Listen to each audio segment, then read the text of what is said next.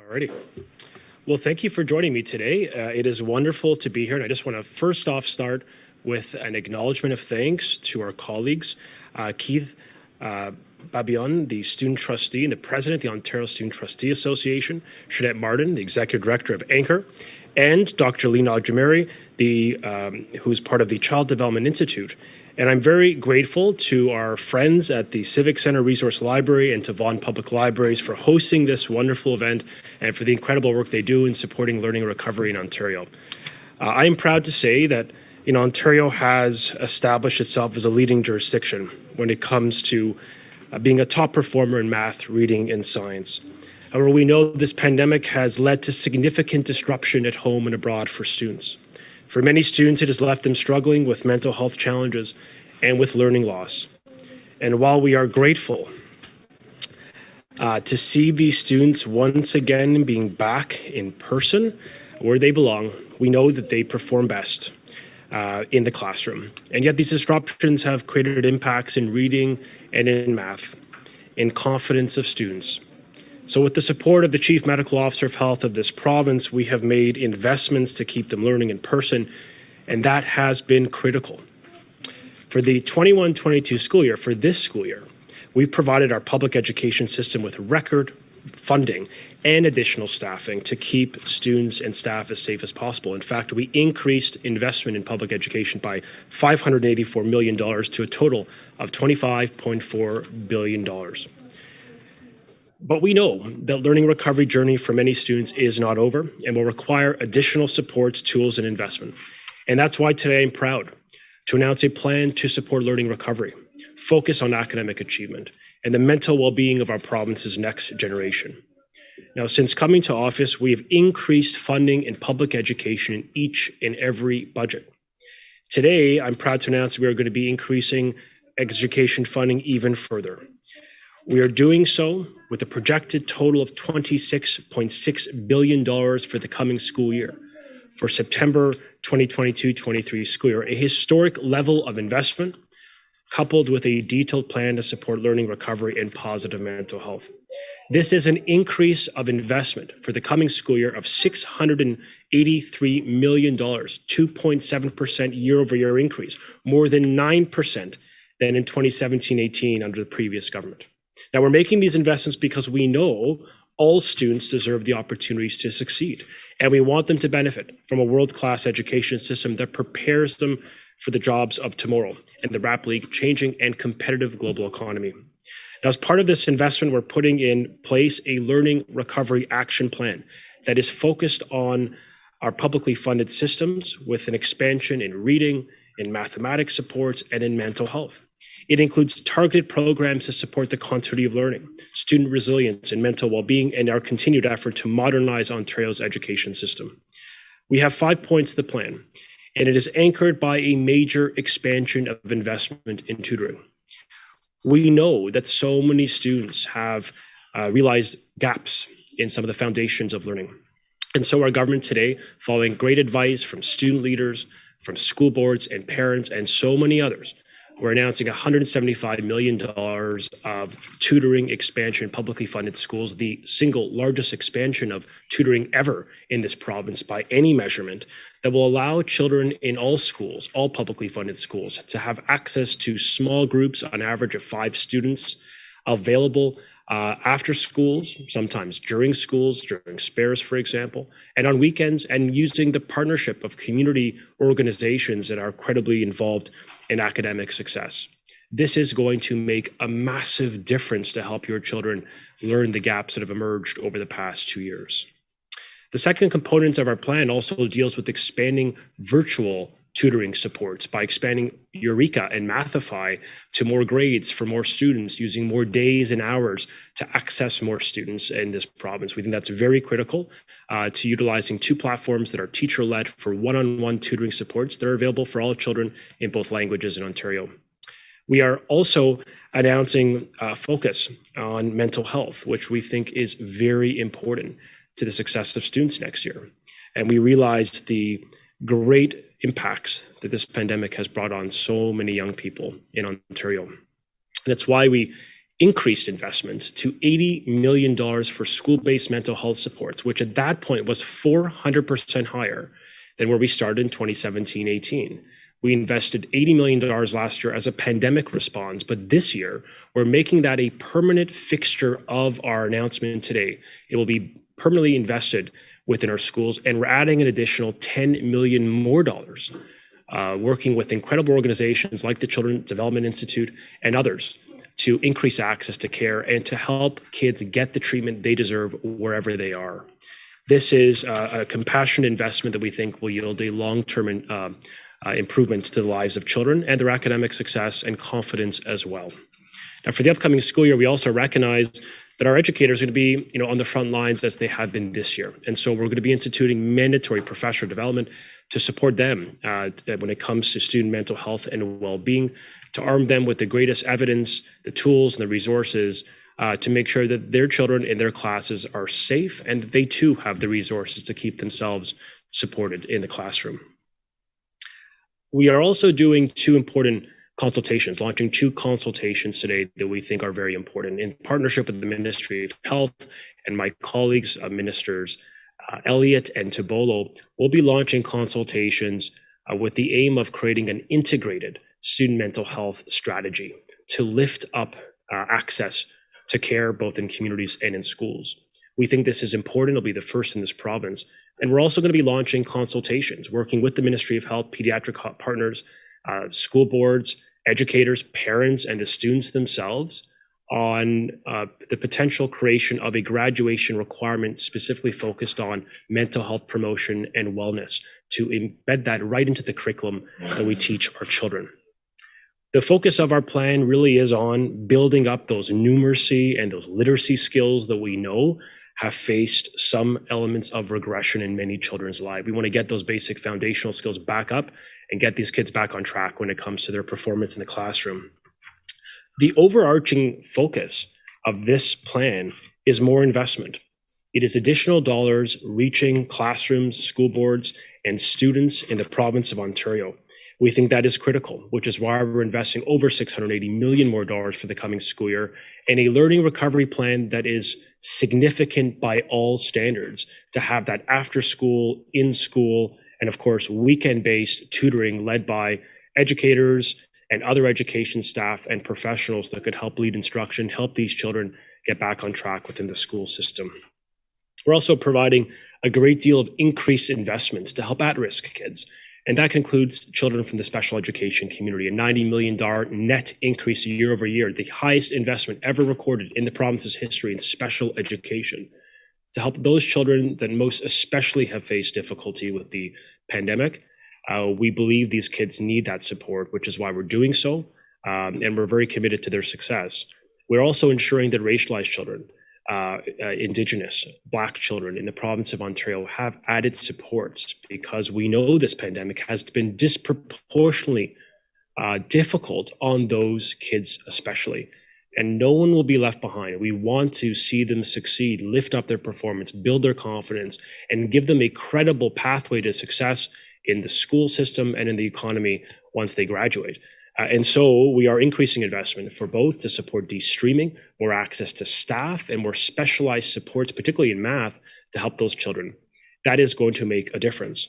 As well, this year, we are renewing an investment in staffing, a time-limited investment, over $300 million in staffing that's going to help us hire an estimated 3,000 frontline staff in schools, be it more teachers, more EAs, more ECEs. More of the individuals are going to make a difference in the life of your child when it comes to learning recovery. More frontline individuals that can help keep these kids as safe as possible, yes, but on track academically and bridge the gaps that have emerged in this province. There's a great deal of detail in our plan. It focuses on increasing investment in public education to the highest levels ever recorded in our province's history, over $680 million more than last year. It includes a learning recovery plan, a detailed plan informed by evidence that's going to allow for an expansion of tutoring in all publicly funded schools in English and French right across Ontario. It's going to allow more virtual learning options for students on tutoring. It's going to permit a mental health increase and lift that's going to profoundly improve access to care in the school and in the community. And finally, it's going to focus the education system on job and life skills, on transferable skills that help students succeed, that give young people a competitive advantage in an ever-changing global marketplace. So that is our vision. It is a positive vision for the coming school year, a more normal return to school, one supported by more staff, by caring individuals in the classroom, and by our entire government and the full resources of Ontario behind our students and their success. I do want to note and conclude with a message of gratitude, because I think we can all appreciate this has been another extraordinary year in the life of a student and in the education space. I want to thank our students. I want to thank our student leaders like Keith, who are with us today, as well as many young people and the voices of our trustees and council presidents who've spoken up to talk about mental health, to talk about the need for learning recovery, to talk about tutoring expansions that are free and accessible for all children, that remove barriers to progress.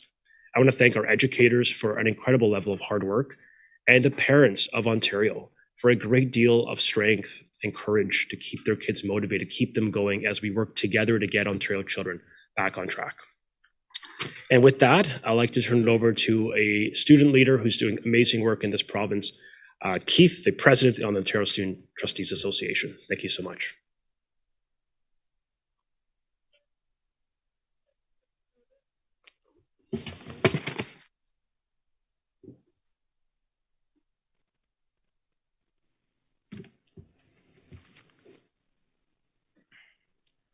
Thank you, Minister Lecce. Hi, everyone. As you may recall, my name is Keith Vaughan, the student trustee for Toronto Catholic District School Board and the president of the Ontario Student Trustees Association, l'Association des élèves conseillers de l'Ontario. It is a pleasure to be speaking with you all here today. As student well-being has always been a key pillar under OSA ACO's advocacy, we constantly emphasize that a student can only be truly successful when they are mentally and physically healthy. The COVID-19 pandemic has had an impact on all students. Although students shouldn't be debating whether their academics is more important than their mental health. They shouldn't be struggling to find the mental health supports they need to succeed. It is also incredibly important to place an equity-focused lens on tackling these disruptions to ensure that we support the achievement of all students, as many of them come from backgrounds that can bring about so many challenges and struggles throughout their lives. This investment being put forth today by the Ontario government is a crucial step in bettering the well-being of students. We are excited to see the change that will come from this student mental health strategy and see other stakeholders, from students to teachers to community mental health organizations, come together and continue to be further involved. I'm pleased to see the government placing important focuses on different aspects of student needs, ranging from tutoring supports, reading supports, and especially the de-streaming curriculum transition programs. We cannot expect to return to full normalcy when we haven't been in the normal sort of aspect for 2 years. These investments will ensure that our students remain as the top priority in public education as we continue to experience the changes within our world. The road to education recovery will be a challenging journey, but this historic decision will pave the way. Thank you. I'd now like to pass it off to Sharnette Martin, the Executive Director of Anchor.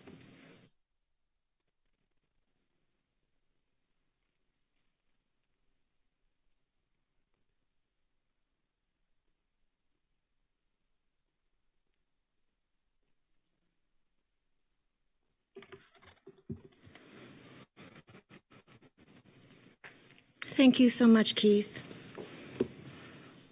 Good morning, everybody. I am very pleased to be with you here today. My name is Sharnette Martin, and I'm the Executive Director of the African Canadian National Coalition Against Hate, Oppression, and Racism, or often known as Anchor. We work closely with the Ministry of Education to combat anti-Black racism and ensure that Ontario's schools are safe, welcoming, and inclusive centers for all students. Today I'm here in my capacity as a teacher as well as a mother. There's no doubt that COVID-19 has been difficult and frightening for all Ontarians, and especially our children. When the schools closed for in-person learning, students had to temporarily forego interacting with their friends and their teachers. And we know that a fulsome academic environment is crucial for students, but peer-to-peer interaction is also crucial to their social development. Children learn from each other in and out of the classroom. Many teachers pivoted to remote learning, but we know that in-person learning is essential for the mental health and academic achievement of our students. As a mother and an educator, I can tell you that too many of our students have fallen behind in their studies, and too many students have reported feelings of anxiety, sadness, and depression. These students need our help. We need to take action. Today's commitment from Minister Lecce means that we are seeing not only an increase in funding for education system, but dedicated resources that students need to support their mental health, healing, and recovery. This major investment in mental health is critical for children and youth who may be feeling isolated, uncertain, or simply struggling to cope with an environment that has been changing so rapidly around them. Investing in the mental health of our children is crucial. As a teacher and parent, I know it will make an impactful difference to our children and students. And so we want to thank the Ontario government for its ongoing commitment to support this learning recovery. Like many parents, I know this last year has been so disruptive, and these targeted supports will help many students recover, providing them with the support they need to succeed in key areas such as reading and math will help them to reach their full potential. So thank you, Minister Lecce. And now I'll pass it off to Dr. Lena Ajameri, Director of CDI.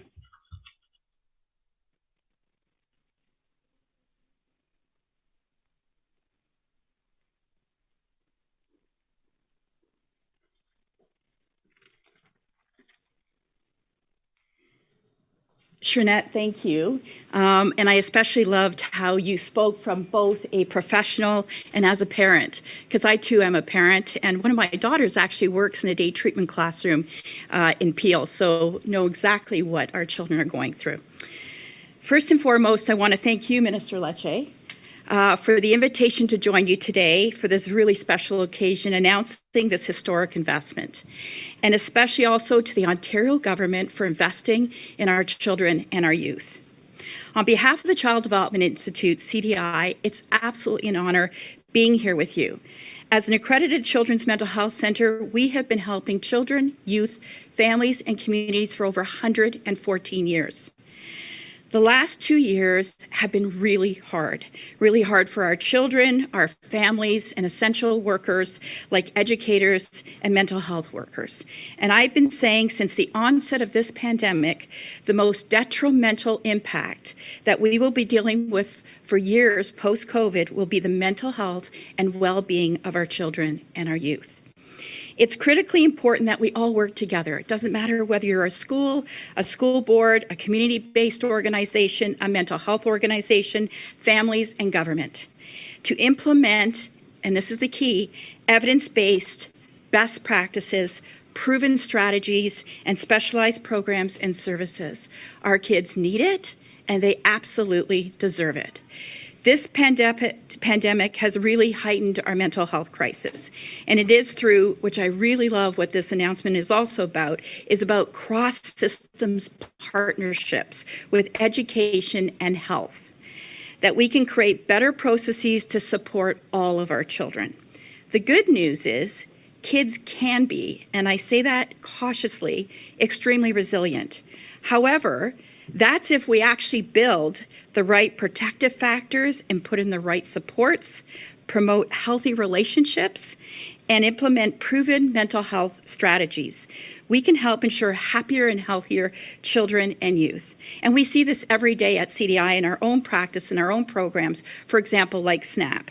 That helps children increase emotion regulation and self-control and gets them to really learn to stop and think before they act and make better choices in the moment. We are really fortunate to have some excellent mental health workers and educators in Ontario. This funding will help provide the much needed supports to enhance learning recovery, build resiliency, and student mental health. I want to leave you with this quote from Dr. Carrington.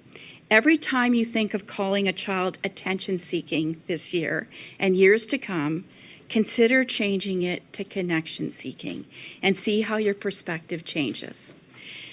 Thank you. Right now, I'd like to invite Minister Lecce back to the podium. Thank you.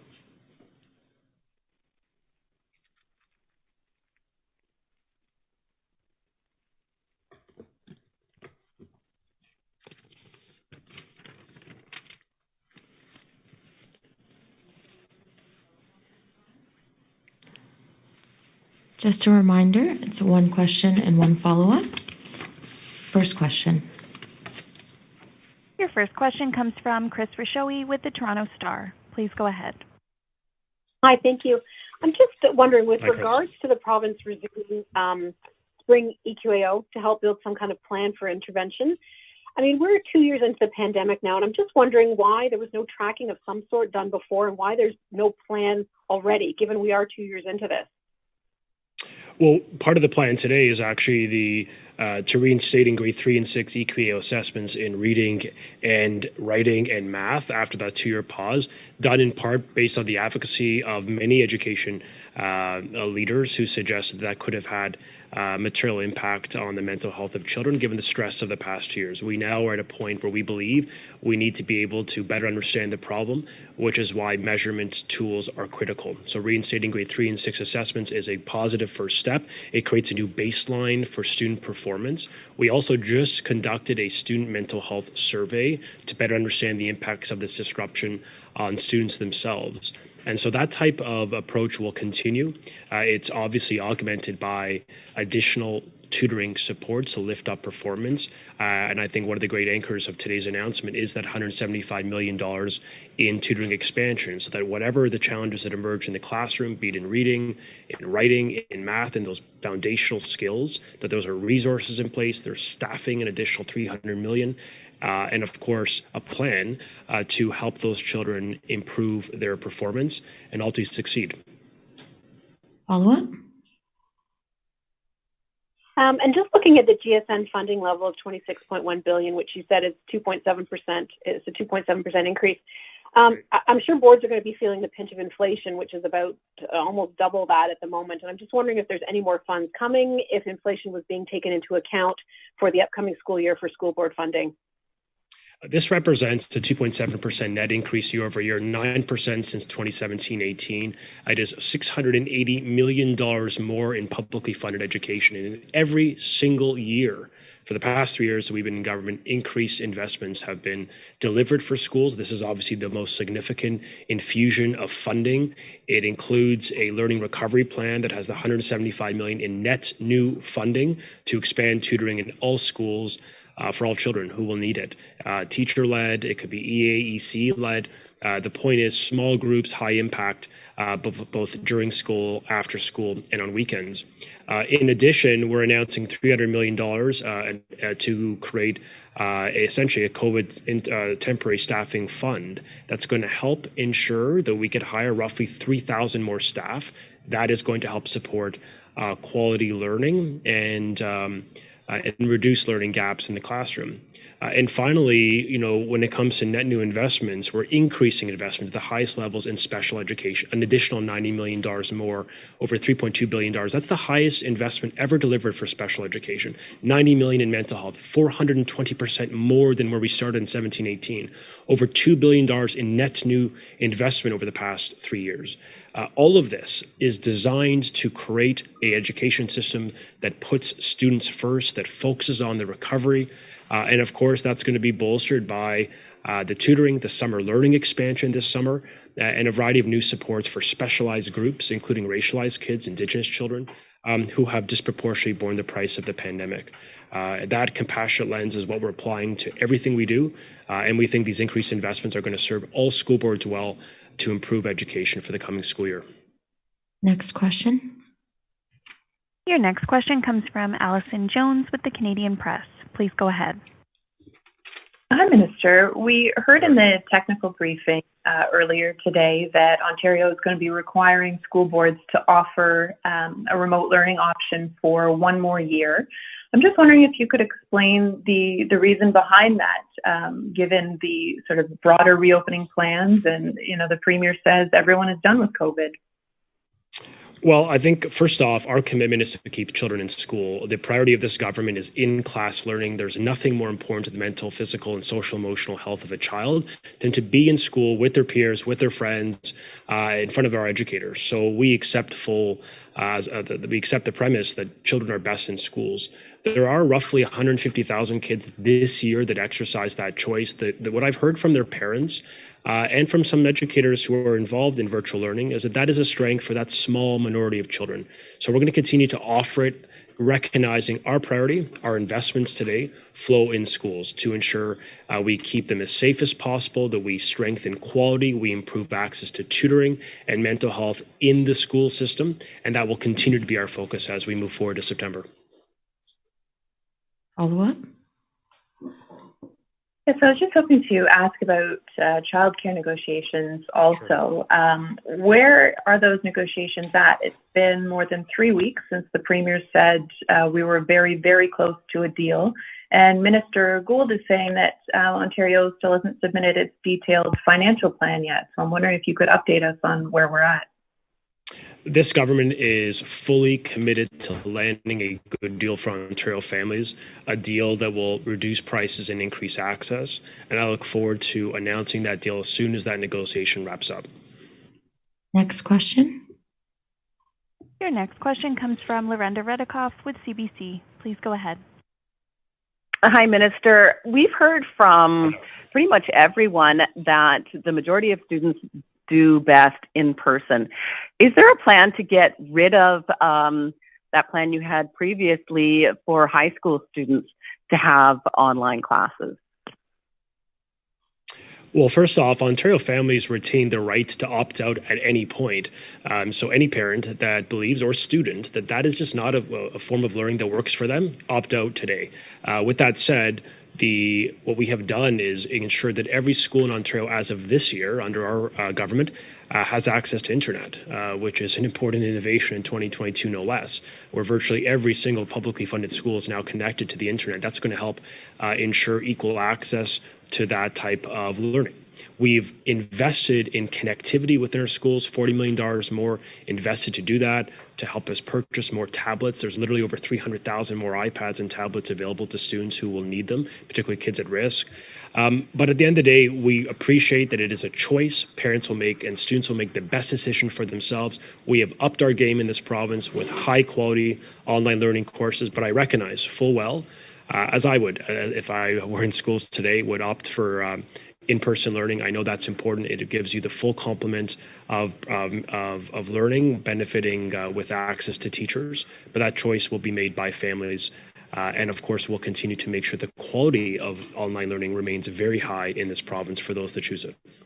Follow up? Why do you want to increase the money for summer school? Yeah. Well, first off, last year we had the largest summer learning program ever. 150,000 students participated. I think this year it's going to be important. That's why we've expanded an additional 10 million with the real emphasis on special education children, because it allows kids to redo courses that perhaps they didn't perform well in this year. It allows some students to reach ahead to next year's courses if they want to sort of get ahead of them in the curriculum. And it also allows for tutoring supports in the school system, small groups that are being invested starting now. That funding will flow immediately. You'll start to see programs being set up perhaps into March, but by April they will be established across Ontario. And as well, those will flow into the summer and into next year all the way up to December. So we really believe summer learning is an opportunity to get the students back on track in various courses where they have faced challenges, with an emphasis on reading, on writing, and mathematics, those core foundational skills. We've expanded the investment by 10 million. We've added the 175 million in tutoring. And I will note that another element that is important is the early reading investments, $25 million allocated so that we can, in the earliest years in elementary school, assess the performance of children when it comes to reading, because we recognize literacy skills are critical. And we also recognize from a lot of parents and educators, they're seeing stagnation, but an often, regression when it comes to the capacity of a child's ability to learn. We're in a library today, a place that makes literacy exciting and empowers students to learn both independently and with support of their school system. And so we think all of this comes together by allowing school boards to have more funding to assess reading capacity and then allocate additional investments and interventions to help those kids get back on track. So all of this is important, and it really starts to scale up as we look to the summer of 2022. We'll go to the next question, and this will be the last question from the teleconference line before we move to the floor. Your next question comes from Sean Cohen with CHCH News. Please go ahead. Oh, hi, Minister. Regarding tutoring for these students before and after school and on the weekends, who's actually going to be doing the tutoring? Is it going to be the teachers, private companies, private tutoring? Can you talk a little bit more about that, please? Absolutely. So $175 million. This is an unprecedented investment. I mean, the GSN historically has around $10 to $12 million, I recall, in tutoring supports for school boards. This is a massive lift when it comes to allowing every single school in this province to have access to publicly funded tutoring. So to answer the question, it can be delivered by a teacher, by an EC, by an EA, by a post-secondary student that has some specialty in this area. We've really expanded the scope to allow more personnel, more people to deliver it. We think that's going to be important to give that latitude to school boards. The funding is for school boards, so it will be delivered through them, but also we're allowing some latitude to work with stakeholders in the community, nonprofits, for example. I think of Anchor and others that are already right now in the field, on the ground, helping to support students when it comes to learning recovery and mental health. So there could be specialized programs for at-risk communities, for example, where school boards leverage a credible local partner to help deliver that on weekends or after schools, or in some cases, even during the school day themselves. So this is a massive investment. I mean, we're pairing that with the early reading supports, $25 million that I just mentioned, and the expansion of virtual tutoring, which is led by educators one-on-one, both for Mathify in English and Eureka in French. So this is a massive investment in learning recovery that we know is going to make a difference. Follow up, and this will be the last question from the teleconference. Okay, thank you for that information. And then how do students qualify for tutoring? Is it up to them, up to their parents, teachers, a combination of all three? Do they just ask? How do they qualify for the tutoring? Yeah, we're encouraging school boards to make this available to the students that need it. I mean, we were taking a very an open approach to this. We want any student that believes that they face some learning challenges to get access to this support. It's why we've provided $175 million for the remainder of this school year and for the first semester of the next school year. That's a lot of investment in a relatively short period of time. So we think we have the capacity there. And that's why we've expanded access to more people to do it, to deliver that program, because we appreciate that there could be challenges with staffing in the context of the pandemic. But as we look forward to April and May and June, we have a great deal of confidence that we will be able to deliver this program from our school boards with a great deal of focus on lifting math, reading, and writing skills up in this province, getting these kids back on track. Mr. Minister. Good afternoon. Hi there. Hey, Jamie. Scarborough School had a tragic event happen with a very young person being charged. What can you do for the students of that school? What can the ministry do for the students of the school? And what are they doing for the students of the school? And then on a bigger picture, this is a couple of homicides now. We've had very young people involved. And schools are a major point of contact with the youth. What is, on a big picture, what is the Ministry of Education doing? Yeah, I appreciate that question. I mean, Jamie, this is an incredibly difficult moment for children in Scarborough, for families, and I think for the entire TDSB community. And I want to offer my personal condolences to the students, to the staff, and the broader community, and of course, the family. The circumstances of that tragedy are very disturbing, that a young man, 18 years old, can be shot at within a school premise. We take a great deal of focus, school boards, the ministry, municipalities, local police, all of us, when it comes to the protection of children.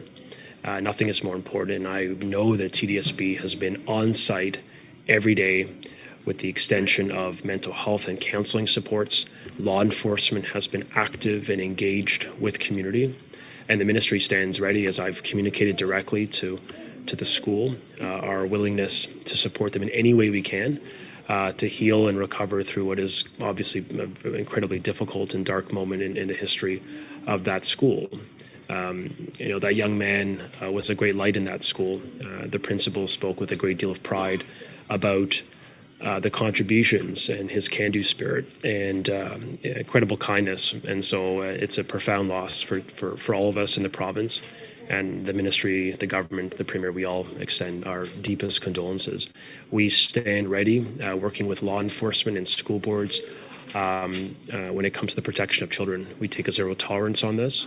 And we work with law enforcement, with the Solicitor General's office, as a matter of course, on the protection of schools, our facilities, and our staff and students. Follow-up? That is a follow-up, change of question. Sorry, my throat's gone dry. Since we're done with COVID, when can students drop the mask? We all want children to go back to normal. We just got kids back to class in January. That was so important. We felt so strongly about that, and we're proud to see kids learning in person, benefiting their mental and physical health. We just allowed some time ago normal semestering for high school kids. That is making a big difference to creating a more normal experience for students and a better learning environment for high school kids. We've just reinstated, with the full support of the Chief Medical Officer of Health, extracurriculars, sports, clubs, including high contact sports. This is really important, cannot be underscored. These things matter to the learning, the development of a student, the well-rounded leaders we're trying to produce and create and empower in this province. So that's the direction we're on. We are moving towards normal, and we're going to follow the advice of the Chief Medical Officer of Health to continue on that path so that we keep the kids and the staff as safe as possible. But yes, we get students in our schools back to normal. Thanks so much, everyone. Thank you.